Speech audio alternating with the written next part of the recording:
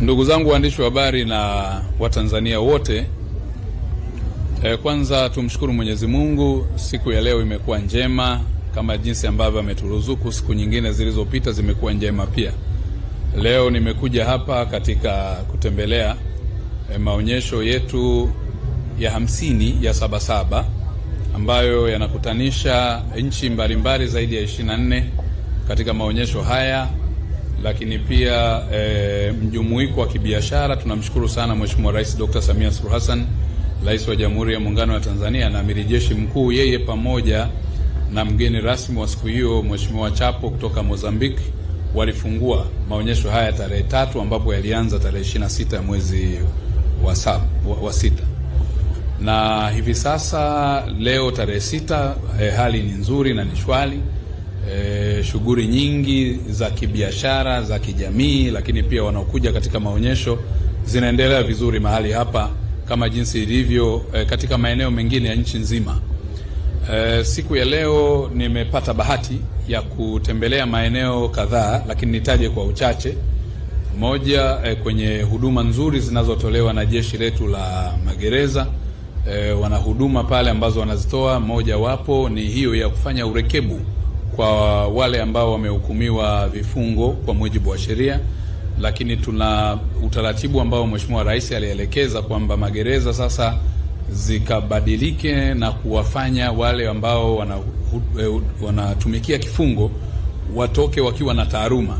Mmeshuhudia wenyewe, wametengeneza pale mabegi, ushonaji, lakini pia ufundi wa karakana zile za ufundi wa makarpenter, umetengeneza vifaa mbalimbali, tumeshuhudia wenyewe.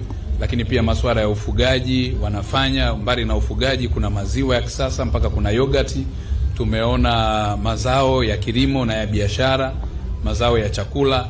Tumeshuhudia vitu vingi sana pale magereza, na kwa maana hiyo ni hatua kubwa. Lakini pia ushuhuda uliopo ni kwamba tumeanza kuelekea katika hatua ya kujitosheleza kwenye chakula. Lakini pia tumeenda idara ya uhamiaji, tumeona huduma za utoaji wa passport, lakini pia vibali vya kazi kwa maana ya work permit, kwa maana zinatolewa kutoka ofisi ya Waziri Mkuu, lakini pia residence permit ya ukazi zinatolewa kwenye idara hiyo, ikiwa ni pamoja na pasi za kusafiria, pamoja na huduma nyingine saidizi za watu ambao wanaingia nchini na wale wanaotoka nchini. Watanzania wanapata pasi za kusafiria na nyaraka muhimu zinazohusiana na kusafiri au kutoka kwenda kwenye maeneo mengine. Mifumo na teknolojia ya kisasa ya passenger information, advanced passenger information system, tumeona pale jinsi ambavyo mtu anapokuja ndani ya nchi kabla hajafika kwenye mpaka wetu au kuingia kupitia airport zetu, tunapata taarifa zake mapema kabla hajafika hapa, na kama ni mhalifu hawezi kuja nchini. Kwa hiyo maboresho hayo yameendelea kufanyika, lakini pia hata passport yetu ni moja kati ya passport bora na ya kisasa ambayo tulipata awadi kwa ukanda wote wa Afrika kuwa passport bora zaidi yenye taarifa nyingi za kiusalama. Mbali na mambo mengine mengi mazuri ambayo wanaendelea kuyaratibu, wana kampeni muhimu ya Mjue Jirani Yako. Hii ni kampeni ambayo inatusaidia sisi Watanzania wote kwamba tuwajue jirani zetu, tuwajue watu ambao tunachangamana nao, si tu kwa majina, lakini ujue pia asili yake ni ipi. Kama ni mgeni, ujue kama amefuata utaratibu wa kuwa hapa nchini. Ni kwa ajili ya kuimarisha usalama. Kampeni ya Mjue Jirani Yako inakusudia pia katika kulinda usalama wa raia wa Tanzania, rasilimali zao, lakini pia rasilimali za taifa na mjumuiko wa kiuchumi wa ujumla, ili wasije wakaja wageni hapa bila kufuata utaratibu na hatimaye wakachukua ajira za wageni. Kwa maana tuna ile sheria yetu ambayo inaangalia local content, na priority kwa serikali ya awamu ya 6 ya Dr. Samia Suluhu Hassan ni kuhakikisha kwamba ajira zinapewa kipaumbele kwa wazawa. Kwa hiyo kampeni ya Mjue Jirani Yako, mbali na masuala ya ulinzi na usalama, lakini itatusaidia pia kulinda ajira zetu na rasilimali zetu hapa nchini. Nimepata fursa pia kwenda pale NIDA ambayo ni mamlaka inayohusika na vitambulisho vyetu vya taifa. Wamepiga hatua nzuri kisayansi na kiteknolojia kwa maana kutoa huduma. Wana kurekebisha majina ambayo yamekosewa, lakini pia vitambulisho ambavyo vina changamoto unaweza kukirudisha na ukaenda kupewa kama huduma yako Mtanzania kwa muda mfupi sana, kwa sababu tayari wana mitambo ya kisasa ambayo inatoa huduma hiyo. Lakini vivyo hivyo wanatoa jamii namba ambayo ndio kitambulisho chako kinachokufanya kuweza kujulikana kama Mtanzania, na kitambulisho hiki kina sifa ambazo Watanzania wote ni wahamasishe muweze kuwa nacho, kwa sababu kinakusaidia kuweza kupata huduma nyingi na maeneo mengi zaidi kuliko vitambulisho vingine. Pengine kipo cha passport size, ambayo passport kwa maana ya passport ya kusafiria, nayo pia ni kitambulisho cha mpiga kura, lakini pia vitambulisho vingine vikiwemo vya kuzaliwa na vingine ambavyo vinatambulika kwa mujibu wa sheria kutoka kwenye taasisi mbalimbali. Lakini hata hivyo NIDA bado inabaki kuwa ya muhimu na ya msingi sana. Kwa hiyo niwahamasishe Mtanzania ambaye hauna NIDA, jitahidi uwe na NIDA ili uweze kupata namba hiyo itakayokutambua kama namba yako ya jamii, na hatua ya baadaye hata watoto, hata kama ukiwa ni mkimbizi au mtu ambaye ni mgeni, utapewa NIDA, kitambulisho hicho cha NIDA ambacho kitakutambua kwa status yako, na utapata kuheshimika zaidi na kupewa huduma kwenye maeneo mengi. Kwa hiyo nihamasishe wale ambao wameshajisajili. Ni bahati mbaya sana tuna wananchi zaidi ya 652,000 ambao vitambulisho vyao vya jamii namba imetoka kwa maana ya NIN, ile National Identity Number imekwisha kutoka na kadi yake iko tayari, lakini hawajaenda kuchukua kwenye maeneo ya kata zao au kwenye halmashauri. Kwa hiyo niwahamasishe sana kwamba wananchi waende kuchukua, lakini pia kuna namba maalum ambazo zimetolewa kwa ajili ya wao kupata taarifa kupitia simu zao za mkononi, kwa maana ya simu ya kiganjani. Nimeweza kutembelea pia huduma za jeshi letu la zimamoto na uokoaji. Tumeona pale vifaa vya kisasa ambavyo vipo. Mheshimiwa Rais ametupatia magari zaidi ya 300 ambayo yana sifa mbalimbali. Mojawapo ni ile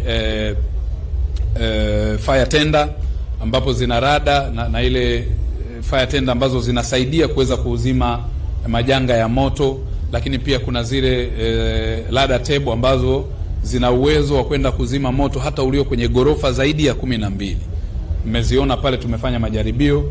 Kwa hiyo tuna vifaa vya kisasa kuweza kuhakikisha tunakabiliana na majanga haya ya moto, lakini vile vile vifaa vya uokoaji. Mmeona kuna gari maalum lile la njano la kuokoa majanga yanayotokana na kemikali, zile hazards, nalo lipo pale, na tunayo katika maeneo mbalimbali zikiwemo ambulance, lakini pia boti zaidi ya 90 ambazo ziko pale. Lakini vivyo hivyo tuna ndege helicopter kwa ajili ya uokoaji kwenye maeneo kwa mfano ya misitu, uzimaji wa moto. Marubani tayari tunawatafuta, lakini pia wapo ambao wa kwetu wa ndani wa askari ambao wameenda kupata mafunzo kwenye maeneo mbalimbali.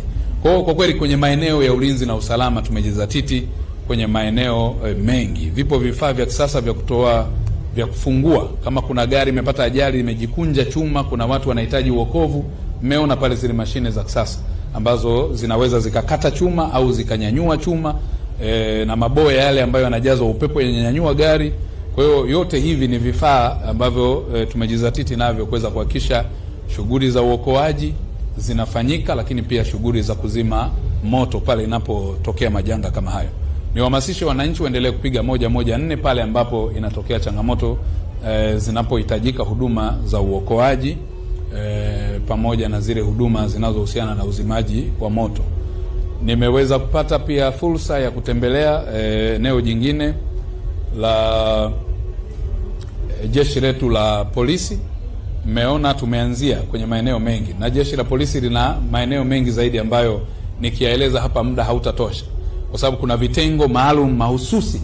Kwa uchache ni vitaje 4, lakini pia kuna section au commission mbalimbali zaidi ya 29 ambazo nimezitembelea pale, sijaweza kuzimaliza zote. Hizi zinatoa huduma kwa wananchi kwenye masuala ya jinai, masuala ya human resource, lakini pia masuala ya madawa ya kulevya, vitengo vinavyohusika na Interpol kwa maana ya International Police, ambapo kuna muunganiko kati ya jeshi letu polisi, sisi ni nchi wanachama.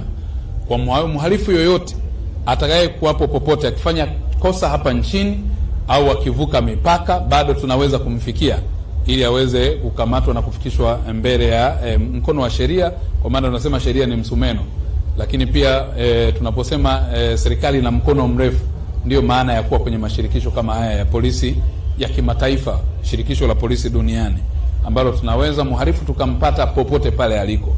Ukiona kama kuna mhalifu wa nchi hii anatamba nje ya nchi, ujue tu hatua zinaendelea, lakini hatua ya mwisho tutakukamata, tutakunyakua na utafikishwa mbele ya mahakama ili ujibu mashtaka yako na hatimaye upate kile unachostahili.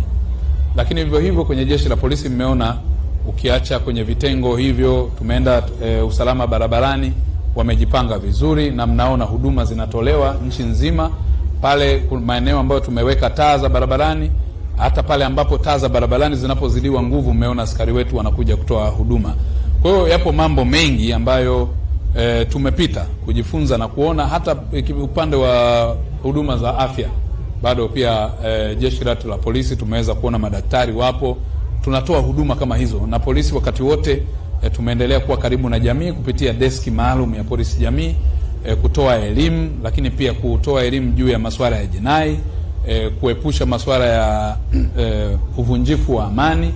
Na pia tumeanza, hata kuna kitengo cha polisi bendi ambacho mmeona dakika za mwisho hapa tumeenda kucheza kidogo, lakini ni lengo ni kutoa elimu.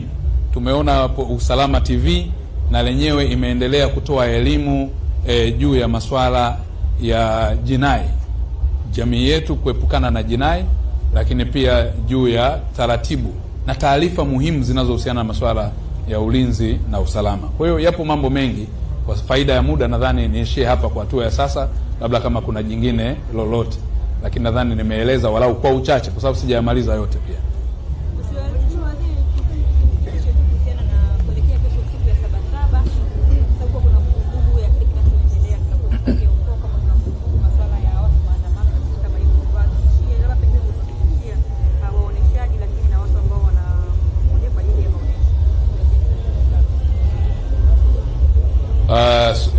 Ni sahihi kusema hivyo kwa swali lako, lakini niseme tu kwamba niwahakikishie Watanzania, Tanzania nchi yetu chini ya Amiri Jeshi Mkuu Dr. Samia Suluhu Hassan, Amiri Jeshi Mkuu wa vyombo vya ulinzi na usalama na vyombo vyote vya ulinzi na usalama, toka uhuru nchi hii imeendelea kuwa salama, na hata sasa ninavyozungumza iko salama na itaendelea kuwa salama.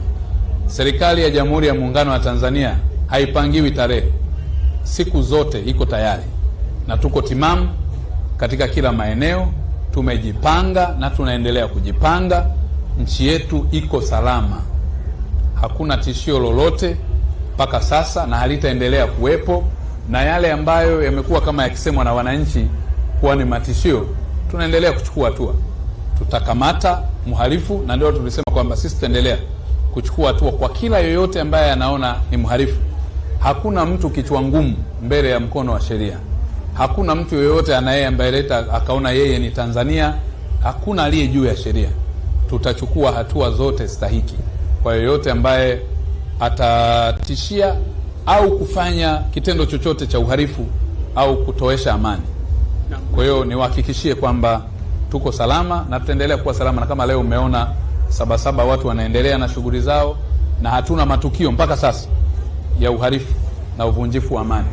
Lakini vivyo hivyo kwenye kila maeneo tutaendelea kuimarisha ulinzi na usalama ili kuweza kuhakikisha kwamba kila raia anayestahili kwenda kwenye kufanya shughuli za kiuchumi na aende, anayepaswa kwenda shuleni, shule zinafunguliwa, zitafunguliwa, kwenye maeneo ya biashara kama kawaida.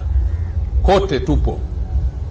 Wahalifu sio salama sana katika, sio tu kipindi hiki, kipindi chochote Tanzania sasa sio salama sana, kwa sababu tuna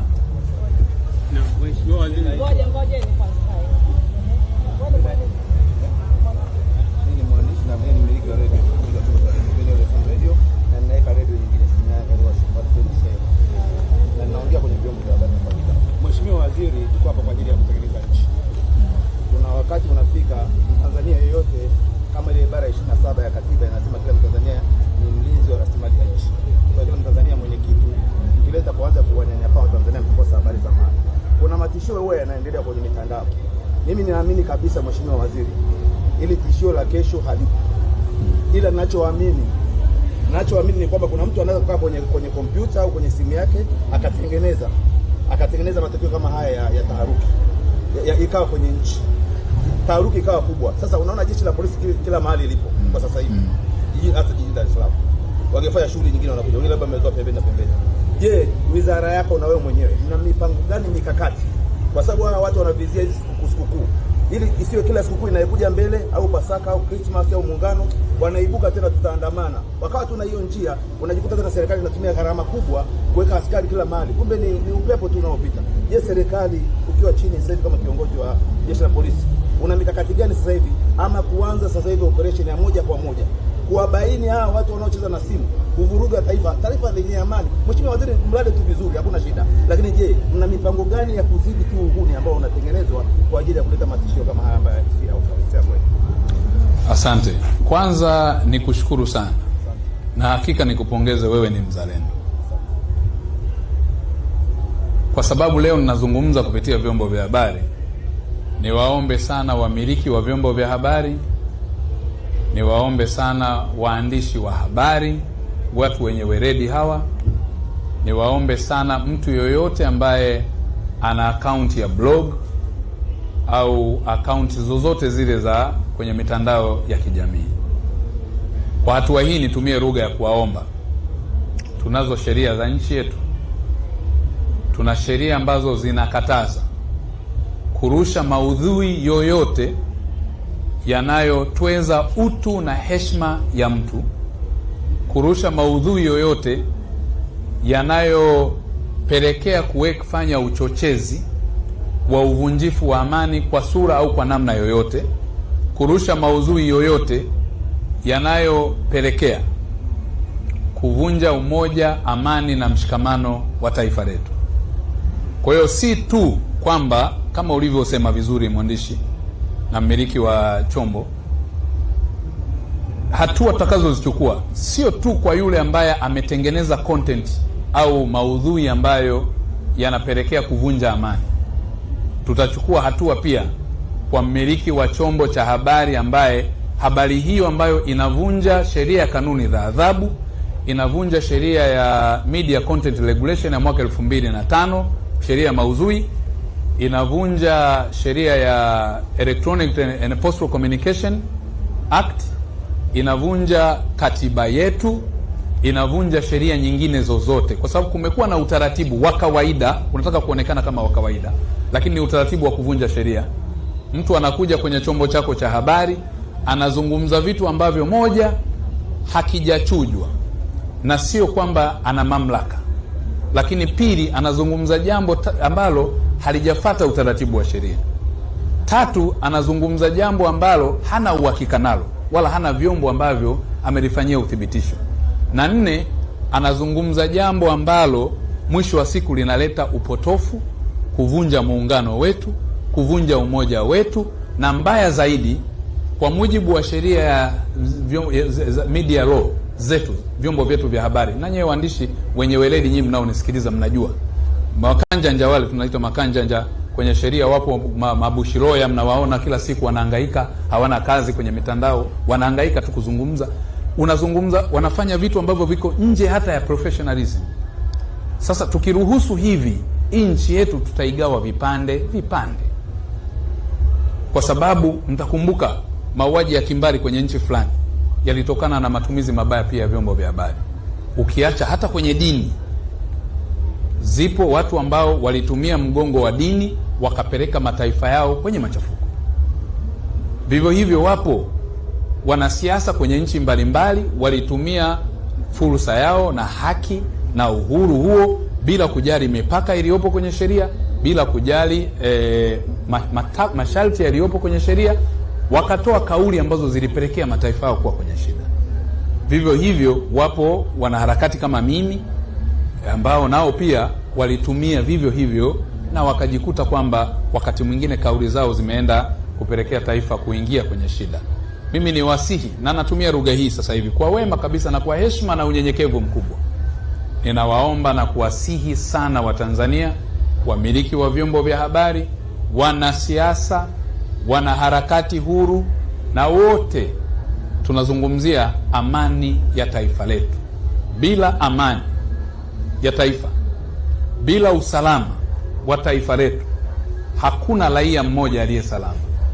Vurugu yoyote hakuna mshindi, kwa sababu mwisho wa siku vurugu hiyo inaweza ikamwathiri direct au indirect hata aliyeianzisha. Hakuna mshindi kwenye vurugu, hakuna mshindi kwenye vita. Hata kama ungekuwa bouncer vipi ukapigana na mtu mnyonge, yeye ikitosha tu kukung'oa jicho imetosha, hata kama ungempiga kipigo cha namna gani. Kwa hiyo wakati wote wa Tanzania tumekuwa tukizungumza mambo ya amani na usalama, mnadhani kama ni jambo ambalo halikuhusu. Linakuhusu, kwa sababu tuna ushahidi Tanzania. Yapo mataifa jirani yetu hapa tumewahi kuwalea hapa kama wakimbizi zaidi ya 1 milioni na kitu. Sasa hivi wamebaki 155,811. Wamekimbia mataifa yao kwa chokochoko ndogo, kwa matishio madogo. Kwa hiyo tusizani ni jambo la sifa, na sisi hatutakuwa na mzaha hata kidogo kwa mtu yoyote ambaye anavuruga amani ya taifa letu. Kwa hiyo nikijibu swali lako hilo, imebidi nieleze kwamba yoyote yule ambaye, na sasa tumeona wakati mwingine pia mnaanza kuona kwamba kuna kundi hili linasema hivi, kundi lile linasema hivi. Hivi vyote ni viashiria uvunjifu wa amani. Hakuna mtu hata mmoja tutakayemvumilia katika kipindi hiki. Sio tu kwa sababu mimi ni waziri wa mambo ya ndani leo, cheo ni dhamana, leo nipo kesho sipo, lakini ulinzi wa taifa letu na amani si jambo la kuchezea. Amani ikitoweka, ndugu zangu, mnafahamu nyie waandishi wa habari, mmeripoti taarifa toka labda wakati huo mmetoka vyuo mpaka leo mmekuwa wabobevu. Hakuna taifa ambalo likipoteza amani yake inarejea kirahisi. Amani haina mbadala. Ni jambo ambalo ni waombe sana wazazi wote, baba na mama, kaka na baba, shangazi, mjomba, mkanye mwanao, mwambie jinai hailipi, na bahati mbaya sana jinai haiozi. Ukifanya leo kosa la jinai ukazani ni mjanja, hujakamatwa leo, basi kesho pia hutakamatwa, lakini sio kesho kutu tutakukamata. Utafanya jinai leo, utakimbia nje ya nchi, lakini jinai haiozi. Wapo watu walifanya makosa ya jinai miaka 10 iliyopita, 13 iliyopita, wengine wa mataifa mbalimbali tumewapeleka kule kwa kutumia sheria ya mutual assistance in criminal matters. Tuna treaties zipo ambazo tumezisign kama extradition treaties zipo. Tuna makubaliano na mikataba ya kimataifa, tuko kwenye Interpol. Utakimbilia wapi? Hivi kwa nini ufanye kosa la jinai alafu wewe mwenyewe ujinyime uhuru wa kusafiri kwa amani? Unajinyima uhuru, unasafiri kila sana makofia na makoti, utavaa mpaka nguo za kike kwa sababu ya kufanya jinai. Wewe ni mtoto wa kiume, utalazimika kuvaa nguo ya kike ili ufiche, ukwepe mkono wa dola. Mtoto wa kike atalazimika kuvaa suruali. Kwa nini ujinyime uhuru kwa makosa ambayo hayakusaidii, hayana tija yoyote? Ni rai yangu kwa Watanzania, na nawaomba na kuwasihi sana, hata wale wanaokuchochea kufanya uhalifu wa aina yoyote, hebu waulize. Tumepitia madhira hapa madogo ambayo Mheshimiwa Rais kwa masikitiko makubwa alisema never again. Never again. Sasa hao ambao wanachochea, hebu muulize, wewe unashupalia hili jambo, nani ndugu yako alipata madhira? Mtoto wake nani alipata madhira? Hakuna. Kwa tunachochea watoto wa Tanzania ambao wanajitafutia kipato kwa njia halali, tunachochea, na matokeo yake wanaopata madhara ni wengine. Lakini wewe unawatumia hawa kumwaga damu, unawatumia hao wavuje jasho ili wewe uwe na nafasi fulani, ili wewe upate mali fulani. Hili jambo halikubariki kwa Tanzania. Niwaombe sana, hata Umoja wa Mataifa tumeomba, mabalozi wetu wamefahamu, na nilitoa siku ile. Hakuna sehemu yoyote anatafutwa mtu, wala tulengi mtu yoyote. Tunalenga amani na usalama wa taifa letu. Nilikusha toa kupitia wizara, kama kuna haki fulani tunaitaka ya kikatiba, katiba inatoa expression of rights, lakini imetoa uhuru wa sheria nyingine kutungwa ili sasa ziweze kutoa utaratibu wa haki yako kuipata. Kuna masharti, kuna haki, uhuru na wajibu, lakini pia kuna wajibu ambao lazima uubebe kwa mujibu wa sheria na mipaka ya haki hiyo. Ukitekeleza majukumu hayo, wala hatuna tatizo, mtu yoyote yule hana tatizo. Na ndio maana unaona hata jeshi la polisi halimtafuti mtu yoyote asiye mhalifu, wala halina shida naye, kwa sababu raia walio wengi wema hawatekelezi wajibu na jukumu hili la kukemea wachache ambao ni waovu. Tusiwaunge mkono wanaotaka kuvunja amani ya taifa letu, tusiwachekee wanaovunja amani ya taifa letu, wala tusiwe sehemu, na tujitenge na wahalifu. Na Mheshimiwa Waziri, alipo jana naitwa Ali Mayala, ni mwandishi wa habari wa Daily. Haijatosha tu jamani. Kwenye upande wa idadi ya watu waliokamatwa sasa hivi kwa kusambaza taarifa ambazo zinakuchochea kuandamana na kadhalika, ni wangapi? Na mkakati ni upi sasa wa kuhakikisha kwamba kunakuwa na sustainable peace, kwa hiyo kwamba hii hofu tena haipo? Labda niongelee hili la idadi ya wangapi wamekamatwa. List ni not exhaustive, ndio jibu langu, kwa sababu naweza nikawa nasema sasa hivi hapa idadi, lakini tayari kuna wengine wameongezwa. Kwa hiyo list not exhaustive. Itatolewa taarifa na mtakutana nao, na hawa lazima wafike mahakamani, lazima wafikishwe mahakamani, na hatua tutafanyaje? Tutazichukua, watapata wanachokistahili kwa mujibu wa sheria. Lakini la pili, nadhani hata ndugu yangu aliliuliza hilo swali, permanence, kukoma kwa hili jambo. Kumekuwa na tabia hiyo.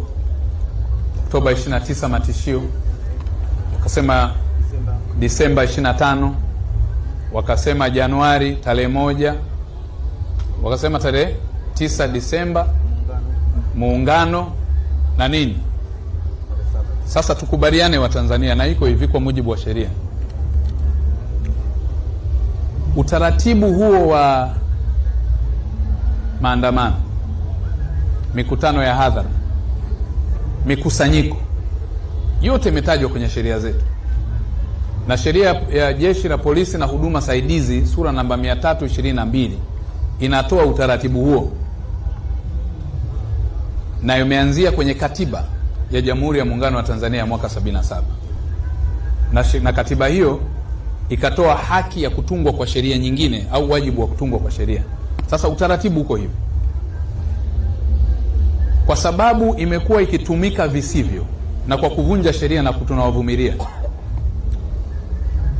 ili mtu awe na haki ya kusema kuna maandamano au hayapo, kuna mkutano wa hadhara, kuna mkusanyiko halali kisheria, mtu huyu anapaswa kuwa kwanza amekwisha andika barua na kupeleka kwenye Jeshi la Polisi, ili Jeshi la Polisi liwe na taarifa ya kusudio hilo la aidha mkusanyiko, kusudio la mkutano wa hadhara au maandamano. Na pili, barua hiyo lazima iwe na taarifa, na naweza nilieleza vizuri sana nani ambaye amepeleka barua, kiongozi, wahusika watakaohusika, eneo ambalo wataanzia hiyo shughuli, aidha ni mkutano, mkusanyiko au maandamano. Tutaanzia pointi A hadi B, iwe kwenye barua hiyo. Na tatu, makusudio au sababu ziwe zimeandikwa. Na 4, route, watatoka hapo kwenda wapi na nani atapokea.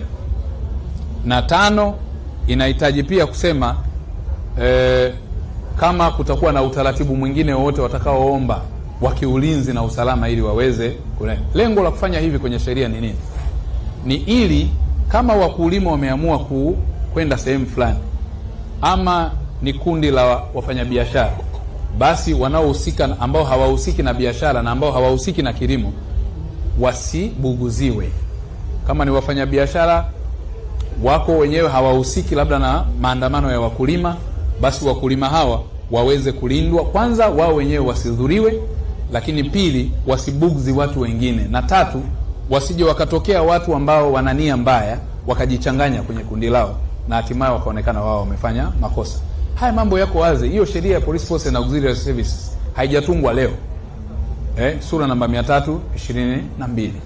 Lakini vivyo hivyo hata katiba yetu sio ya leo, pamoja na marekebisho yake zaidi ya 14 na marekebisho ya mwisho na mwaka 2005. Kwa hiyo wakati mwingine ni makusudi tu ya kupotosha ili mtu aweze kufikia malengo yake fulani. Utaratibu upo na uko wazi, na mtu anayefuata utaratibu hatuna shida naye. Shida ni pale ambapo mtu anatangaza kitu hicho, hajapeleka hata barua, hajafanya hatua yoyote sheria inayomtaka. Kwa hiyo sasa permanence ni kwamba itakuwa ni marufuku kwa mujibu wa sheria hizo kutamka jambo hilo la mikusanyiko ya watu au mkutano wa hadhara kama hujatekeleza nini, wajibu huo wa kutoa taarifa kwenye vyombo vya ulinzi na usalama. Ni takwa la kisheria, wala sio kwamba natamka hapa au natunga sheria. Ni sheria tulizonazo. Sheria ya Police Force and Auxiliary Services kuanzia kifungu cha 44 kifungu cha 44 mpaka nadhani 46 kinaeleza kuhusu utaratibu huo. Ndio. Kwa hiyo